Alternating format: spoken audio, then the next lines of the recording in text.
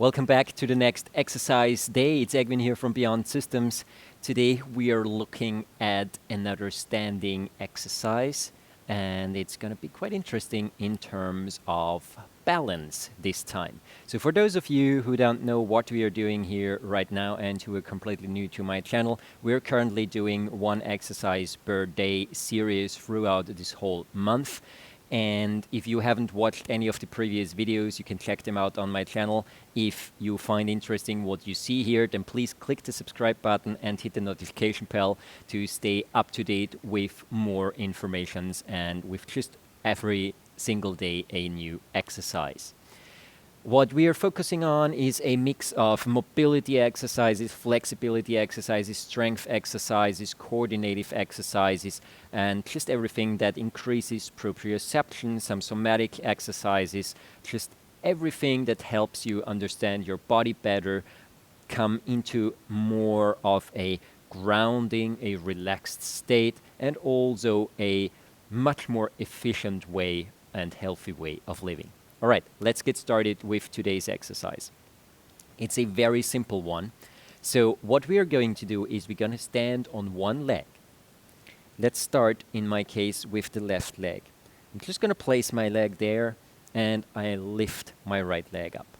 Very important here, try to stay upright with your upper body, but without any additional attempt to stay straight at the beginning. So what you try to avoid is anything like shoulders back, neck long, right from the beginning. So don't stiffen up your upper body at the beginning. Just stand relaxed on your left foot, then pick the right leg up and see if you can still maintain a relaxed shoulder girdle and an upright body posture. When you do this, the next thing is simple. You intend to push into the ground with the left leg. So what you can do to increase the effect is actually start out with the left leg being slightly bent, bringing the right knee up, and now differentiating the left foot down into the ground while you actively pull the right knee up. Wrap your hands around your leg, either on the outside like this or underneath the knee like this. And then push down with the left leg, while at the same time you try to push the right knee as high up as possible. You still want to maintain a straight upper body. So try to avoid anything that goes towards the side, attempting to tilt the hip, and then also trying to push the leg up sideways. So you want to stay straight. Wrap your hands around the knee, and you really tuck your knee, the upper leg, into your chest. Or if you can go, if you have the mobility in the hip joint, even to the side of the chest here, point the right foot, and all of this happens while the left foot pushes down, and you differentiating away. You'll see, especially this active pushing down and lifting up also engages the side of your hip joint here, glutes medius, tensor fasciae lata, all of those muscles here on the side.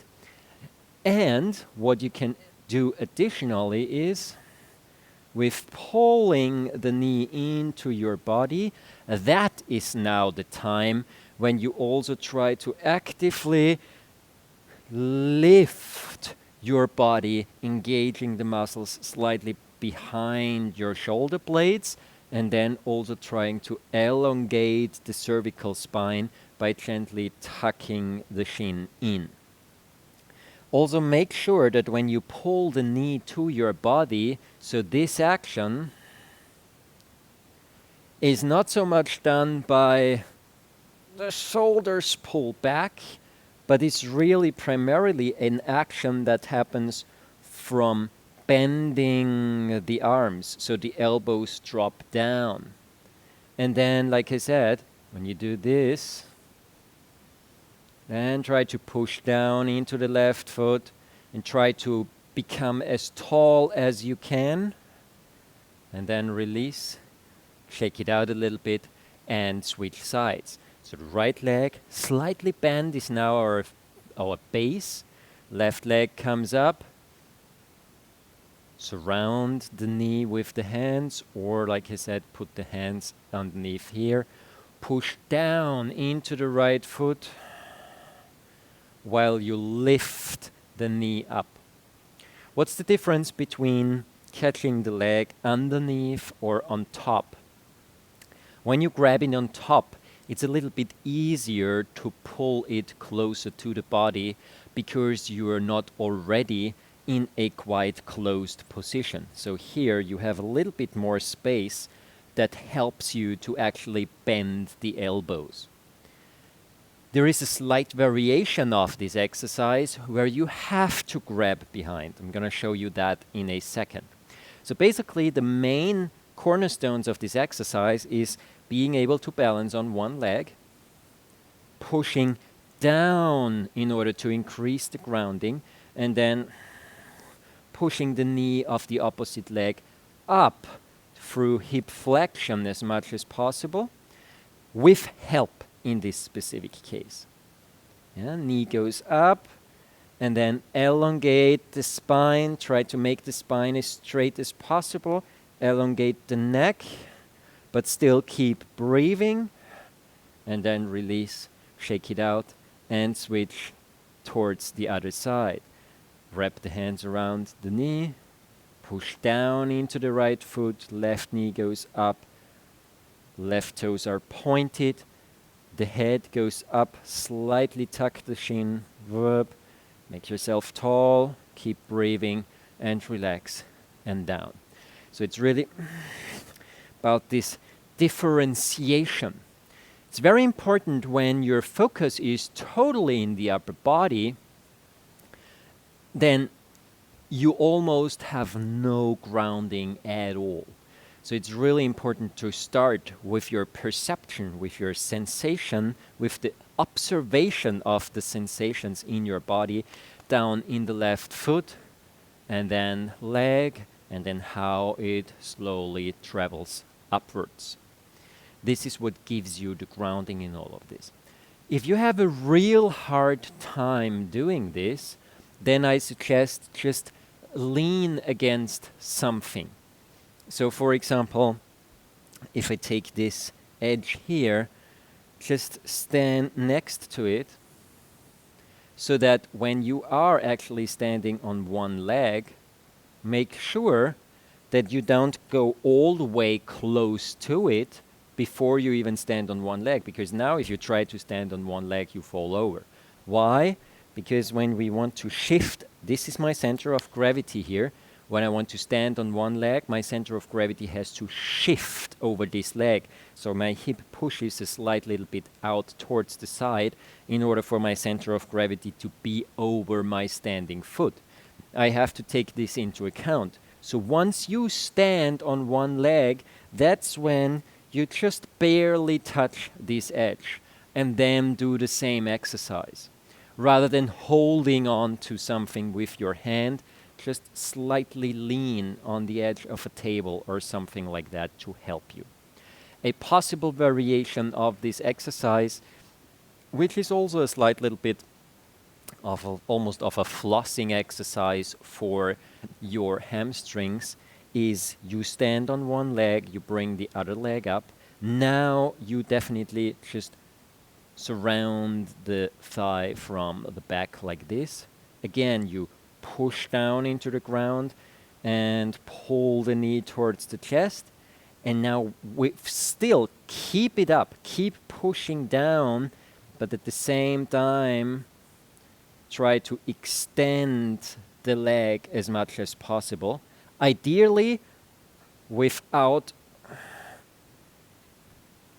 falling backwards, without leaning the upper body back. So basically what you want is keeping this elongation down and up, and then extending the leg from there. It's a little bit easier if you point your toes when you do this. It's more challenging when you flex the toes. You just reach different areas in your connective tissue, or you put a different pull on your connective tissue, let's call it like that. And then you can do the same thing on the other side. Left leg pushes down, right leg up here.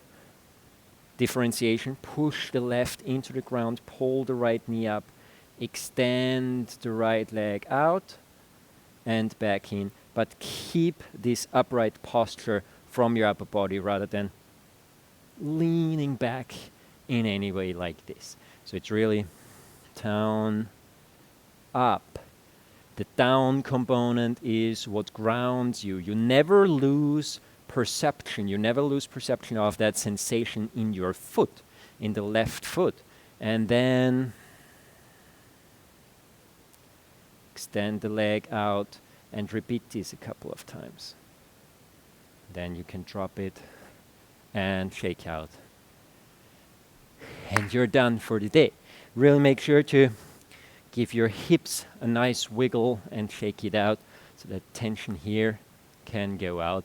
What you'll realize every single time you do exercises like this, it really increases perception of your hip and your legs, which in return grounds you more. We're so used to perceiving what we do with our arms, with our head, that oftentimes our perception of the lower body areas is lacking behind. And those are exercises that immediately help you, and you almost feel like my brain is almost being sucked down into the body, literally almost as if there was a weight hanging on my brain, but in a comfortable way, and finally grounding that brain into embodiment.